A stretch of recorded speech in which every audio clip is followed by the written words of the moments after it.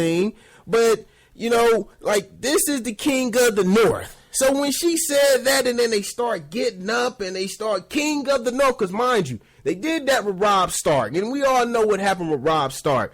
But when she did that, goosebumps just filled all over me. But when I look at the Starks, I start thinking about my Los Angeles Lakers. And man, I mean, yes, when you talk about perverty, that's the Los Angeles Lakers. The NBA, they have completely disrespected the Los Angeles Lakers. And yes, am I going to go back to what happened with Chris Paul? Yes, I am. I don't care what you say. You might say, well, Grizz, you're whiny. Nobody wants to hear a whiner. My thing is, I don't care. They disrespected us. They violated us, just like they violated the Stark family. They betrayed them at the Red Wedding. You talking about you killing not only Rob Stark, but you slit his mother's throat. On top of that, you killed his wife and his unborn child, and then you also killed all his men there. That's pretty much what the NBA did to us. It's like we had a chance to continue the legacy with Chris Paul and add certain guys to fit the team, but nah. David Stern and the NBA was like, nah, you can't do that. And now we're stuck with Jim Buss and Mitch Kupchak, these incompetent individuals. Oh, man, it just hurts me. It does. I mean, it's like now, it's like we're a joke. Kevin Durant, he doesn't want to have anything to do with the Los Angeles Lakers. And you know what? I can't blame him. I can't blame Kevin Durant for that. Why? Why should he want to come to L.A.? What does L.A. have to offer? Luke Walton? We're talking about a bum of a basketball player. I mean, when I heard Luke Walton, I really haven't delved into this. When I heard Luke Walton got the job with the Lakers, I was instantly just pissed off.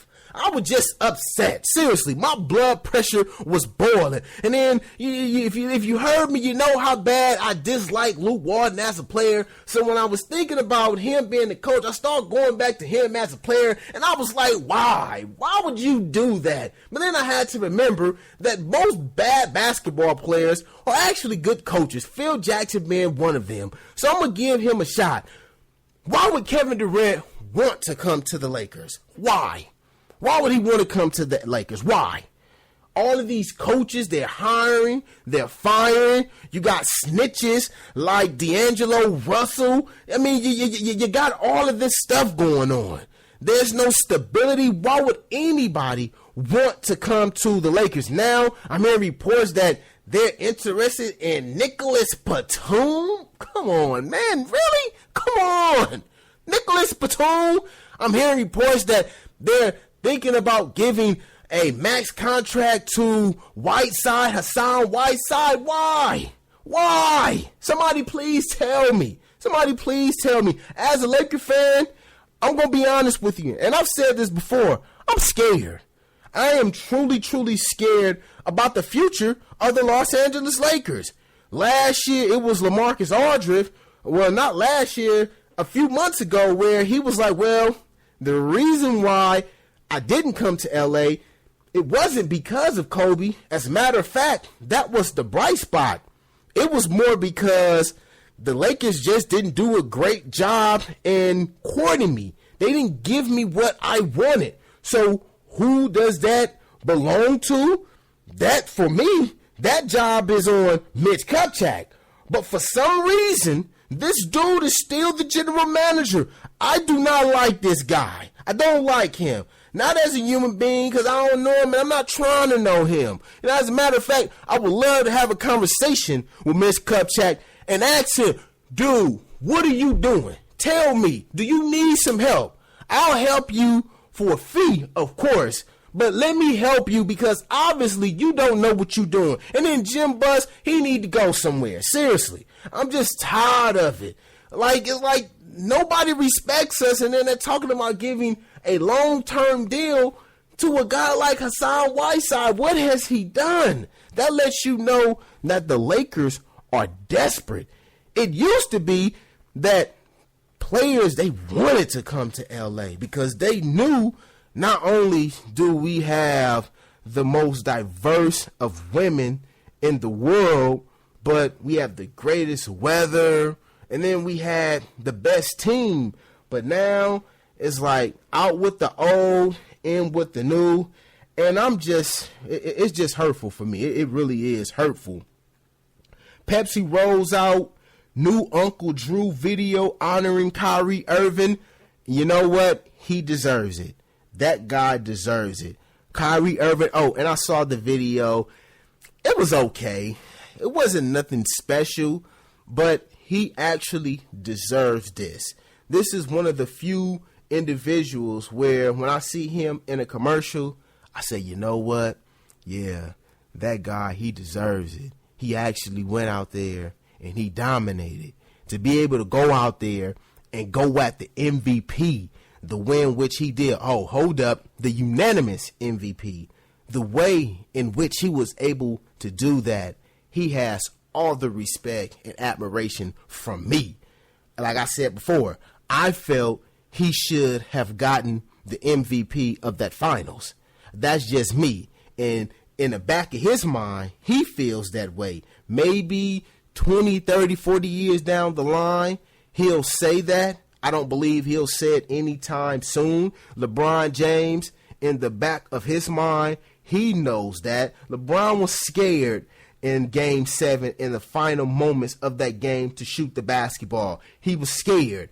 Now, Doug Stewart, I heard him on maybe a few shows ago, and he was saying that, you know, people are afraid to have somebody better than Michael Jordan. For me, that's not the case. My whole thing is with LeBron James, and I don't understand why people don't get this. The guy has lost NBA Finals, and he has lost more times than he has won. So just because he beat a very flawed team in the Golden State Warriors, and it's not like I haven't said it. I'm probably one of me and Charles Barkley. Me and Charles Barkley are probably the only people who have said that they're a very flawed basketball team. Nobody seems to hear that. So it's like I'm going to give him credit for beating the Golden State Warriors like he was down 3-1. And not only that, it wasn't like he had like a great performance in the Game 7. That was Kyrie Irving. All the most important games, Kyrie Irving was that guy. It wasn't LeBron James. So how can I sit there and put him or try to compare him to Mike or Kobe or Magic or any of those guys? What has he done? Seriously, what did he do? Okay, so he gave a 40-point game, and he's supposed to do that. But the most important games, that was Kyrie Irving. Michael Jordan is Michael Jordan. We're talking about guys. We're talking about a guy who had video game numbers in the NBA Finals. It was nothing for him to drop 50 on you in the NBA Finals game. It was nothing for him to average a triple-double in the NBA Finals. It was nothing for him to do that. And he did that against the Lakers, and that was his first NBA championship. And mind you, who did he beat? He had to go through Magic. Don't get me wrong. Kareem wasn't there. Now, let's be honest with this, too, because we're talking basketball. Mike is great. Don't get me wrong. Michael Jordan is the greatest player of all time. But if he run into a Laker team with Kareem Abdul-Jabbar, I don't care how great Michael Jordan is, they lose that series. I'm tired of hearing all of this stuff about how great Michael Jordan is. Michael Jordan was great, man. He was great. I'm getting off of LeBron James because I said what I had to say about LeBron James. He's not in the class of Michael Jordan. But I want to get off it to Michael Jordan. Nobody has ever said this. So, and I'm not doing this to troll or to create, ruckus. No, it's not my intention. But I'm going to be real here for a second. Can I be real with you, Stewies? Can I be real with you, please? I'm tired of hearing people make it seem like Michael Jordan wasn't the recipient of like some favorable things going on in his career. So I'll expound upon it. The fact that he didn't have to go up against a dominant point guard, 2 guard, plus a center. He didn't have to go against that. And what I mean is, if he go up against the Lakers with a young Kareem Abdul-Jabbar, not even a young Kareem Abdul-Jabbar, because when Magic got to Kareem was pretty old. But if we have Kareem, say, the Kareem that went up against the 76ers, the Bulls, they lose that series.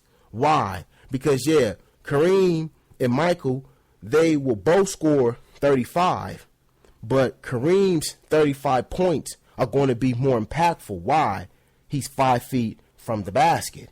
Michael never had to deal with that. And I'll take that back. He did, because he had people had no heart. Charles Barkley didn't play any defense. So let's push them away. Then we have Gary Payton. That was the only team that made Michael Jordan look like he was like mortal, like he could actually be hurt. And then they still wind up winning that series in 6. And then we had Sean Kemp. But we all know with Sean Kemp, what happened to him. He just fell off and got completely and totally fat. And then Gary Payton wound up hurting himself early in that series. And then who we have? The Utah Jazz. I looked at the stats. John Stockton was a non-factor in a lot of those games. Jeff Hornacek was a non-factor in a lot of those games. The guy who carried that team was Karl Malone. He didn't have enough help. Now, if Kobe Bean Bryant is on that Utah Jazz team, now we're talking about the Chicago Bulls losing an NBA Finals. It's something totally different. If Dwayne Wade is on that team, we're talking about something totally different. So Michael Jordan, he got lucky.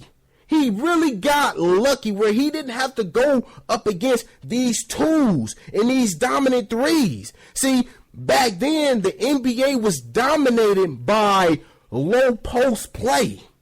But then when Shaq came along, it was leveled out. It was like, we got this dominant post player here, and then we got this dominant perimeter player here. What you gonna do? What you gonna do? So it's a lot different. I'm not here to try to diminish Michael Jordan, but the truth don't wrong no man. And my little brother, he always says this about Michael Jordan. He said he saw Michael Jordan, he saw the writings on the wall. He saw all of these young players coming into the game of basketball, the Vince Carters of the world, the Tracy McGrady's of the world, the Kobe Bean Bryants, who really started to elevate his game. He saw it and he was like, you know what? I'm going to get out the game. Now, do I believe that? I think there's a little truth to it. He saw that competition. He was like, nah, I really don't want that. But, let me know how you feel about that. I know I'm going to take some hate mail when it comes to this particular topic. Not hate mail, but I know in the chat room, people, they're going to pretty much crucify me, and I'm okay with that. But like somebody said in the chat room, I'm a free thinker. So, yes. But coming up on the Grizz, I have more basketball to talk about, and then I have some football to talk about. Should reflect some sound of the words I try to recite. They're close but not quite. Almost impossible to do. Describing the makings of you.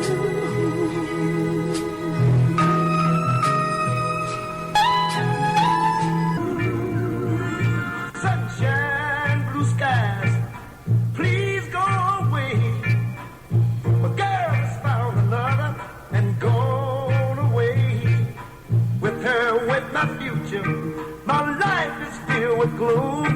So day after day, I stay locked up in my room.